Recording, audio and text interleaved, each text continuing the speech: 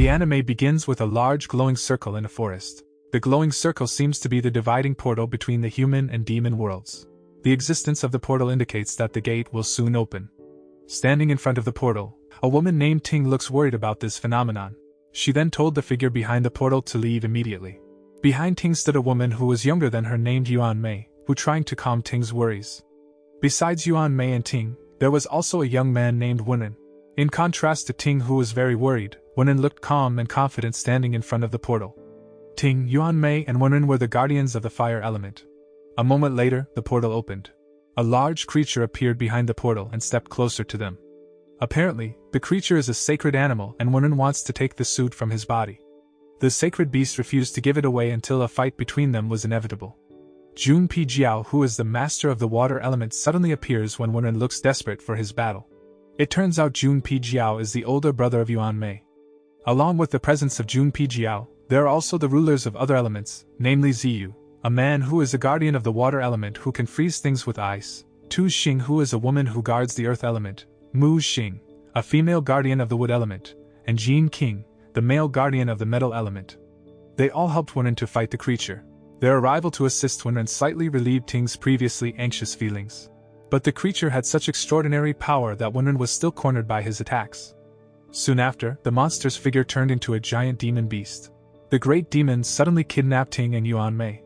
The next attack from the warriors was still unable to defeat the demon, and not long after that, Ting and Yuan Mei were carried away by the demon through the portal before the portal closed.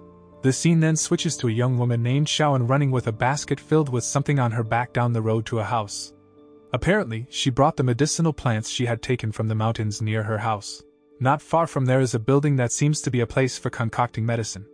Xiaoan then approached the place where the medicine was made. At that time, a man was standing in front of the place. Xiaoan wanted to hand over the medicinal plants to someone she called the fifth uncle. She then asked the man where his father was.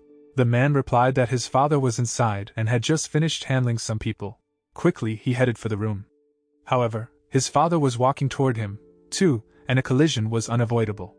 The collision between father and son caused the jar containing the medicine of the gods that his father was carrying to break and spill out its contents. The father named Bai Yi rebuked his careless son and ordered Xiaoan to find a replacement jar from a drunkard who lived behind the hill. Hearing Bai Yi's order, Xiaoan rushed toward the place where she was ordered. In the middle of her journey, Xiaoan met 3 travelers wearing traditional clothes covering their whole bodies, including their faces. They then asked her the nearest inn. Xiaoan told the 3 travelers clearly the directions to the nearest inn. After hearing from Xiaoan, the 3 travelers seemed satisfied and continued their journey. But in the middle of her journey, Xiaoan stumbled and fell into a deeper forest, realizing she had lost. Xiaoan was starting to have a bad feeling, and sure enough, she realized that there was something behind her.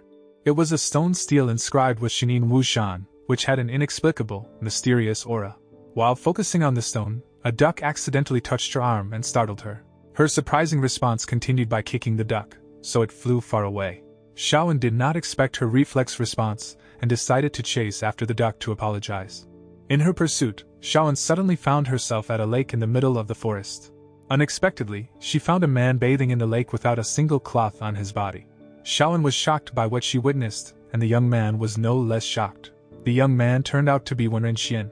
Wenren asked Xiaoan why she was alone, and she explained that she had to buy a jar of medicine from someone who lived behind the hill. Wenren decided to take Xiaoan to her destination. On the way, Xiaoan asked about the meaning of Shinin Wushan, the inscription she saw earlier in the forest. Wenren explained that one time, that place used to be where monsters attacked the earthlings. In that era, there were 5 magic warriors, each of which was a warrior of earth, metal, wood, water, fire, and earth. The 5 warriors managed to defeat and repel the monster. They then locked the monster with a portal and throw the monsters into another world, so they no longer bother humans. At that time, humans lived in peace. After some moments, they finally arrived in front of the jar maker's house. Xiaoan was stunned by the number of beautiful jars in the house. After completing their task of buying the jars, Xiaoan and Wenren immediately returned to the village to hand over the jars to Bai Yi. At the same time, a bell could be heard ringing from the top of the tower, signaling that danger was imminent. Apparently, the 3 travelers Xiaoan had previously met were attacking the residents, and didn't even hesitate to kill the villagers. Various resistances were attacked against the villagers. But the 3 travelers were strong enough to overwhelm the villagers. On the other hand, Xiaoan saw from a distance that her village was being attacked by mysterious forces. She was very surprised to see that several people she knew appeared to have died due to the attack. Reflexively, she was about to run towards her village. However, Wenren held her hand and prevented her. Furthermore, it appears that one of Xiaoan's uncles is trying to fight the mysterious army, but he is outnumbered by them. Unexpectedly, someone can repulse 2 of these mysterious troops with their firepower, and that person was none other than Wenren. The villagers saw Wenren's extraordinary power, including Xiaoan. It was time for Wenren to duel with the leader of the mysterious army. Apparently, the mysterious troop is a peacock demon. The peacock demon leader had greater strength than his 2 subordinates. It wasn't easy for Wenren to defeat the peacock demon, who was very agile in launching his attacks. But Wenren was not one to give up. He continued to counterattack the peacock demon until he released his flagship fire technique that was able to defeat the peacock demon, who then flew off to escape. Not long after, Xiaoan was seen running into the village to help the injured villagers along with Wenren. Bai Yi, who was the village head, conveyed to the other people that their village was in a precarious state due to a mysterious attack from the peacock demon. He ordered the male villagers to arm themselves in preparation. Suddenly, a demon peacock, who they thought had run away, stood behind Bai Yi and said to show him something. Bai Yi, who didn't understand, asked about the peacock demon's intentions. At the same time, Wenren came to put up a fight against the peacock demon. He took out his signature moves that made the peacock demon cornered. However, the peacock demon managed to injure one of Wenren's hands. When Wenren was injured, the peacock demon unleashed a mysterious attack that caused the villagers to become ugly, and he absorbed the villagers' spirits to death and turned them into dust. Unexpectedly, the peacock demon transformed into a large man with light skin and wings on his back. In another place, Xiaoan's grandmother, who approached the crime scene, looked sad about the war.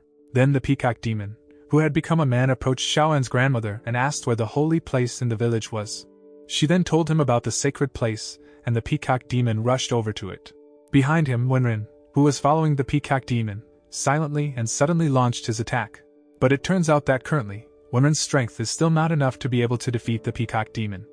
Wenren then decided to increase his strength by manifesting himself as a figure surrounded by fire all over his body. This transformation drastically increased his strength, and he finally defeated the peacock demon by striking his heart, which caused him to fall on fire and transform into a peacock again. Before dying, the peacock demon told Wenren that he would soon rise from the dead, and Wenren had to make amends. From the fight that just happened, it seems that Wenren is the master of fire who has 5 elements of power. From behind, it seems Bai Yi is rushing towards the holy place that the peacock demon is about to visit.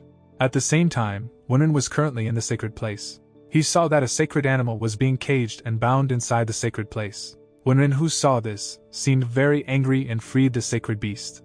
The village chief tried to persuade him not to take the beast with him. However, Wenren ignored Bai Yi's words and continued to take the sacred animal away. The following story tells of the past that hit the village of Xiaoan, where the residents died due to a mysterious disease. Xiaoan, along with her father, grandmother and several others, went to find a cure for the plague that hit her village. While searching the village, they caught one of the sacred animals, resulting in one person being killed due to the incident. This made Xiaoan's father very sad. The scene moves on to the current event, where the villagers are confused about how to get rid of the carcass of a very large peacock demon, and they have to clean up the mess caused by the war that has just occurred. Not long after, a man appeared in front of them. That person is called Dong, and he has the power to absorb the energy from the corpse of the peacock demon until it disappears and there is no trace at all. Dong then approached the place where Bai Yi was. Dong, who is Bai Yi's sibling, came over to him along with several of his other siblings. He then asked Bai Yi about what had just happened in his village. Bai Yi begins his story by telling the events of the plague that had haunted the village. It seems that Bai Yi's memory returned to Dong about the incident of catching the animal. The fur belonging to the sacred animal apparently fell into the village well and made the villagers who drank the water from the well recover from their illness. But what the villagers didn't realize at that time was that there was a power that suddenly appeared in the villagers after drinking the well water. This causes the villagers to become the target of the demons because this power can increase the devil's strength. Bai Yi then explained to Dong that the sacred animal had been brought by someone named Wenren. Knowing this, Dong wanted the sacred animal to return to his hands. Bai Yi then said that Wenren was a powerful fire warrior figure, but Dong didn't seem bothered by that. He still wants the sacred animal to return to him. Xiaoan, who knows about this, offers her father that she is willing to do a search for Wenren because she already knows him. After that, she was going to go look for Wenren with one of her uncle's friends. On the other side, a small white bird flew and entered an area. It turned out to be a demon realm and the incarnation of the peacock demon. He approached one of the women called the Demon Queen and said that the sacred animal they were looking for was with Wenren.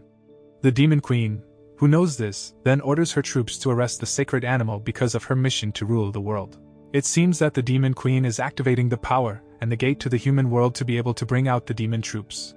In a different world, the 5 elemental warriors realize that danger lurks around them through natural events, and they can feel it. A dark aura seemed to envelop the human world. This is the end of Fog Hill of 5 Elements Season 1. The moral that can be learned from this anime is that all forms of greed will drop us into a deeper hole.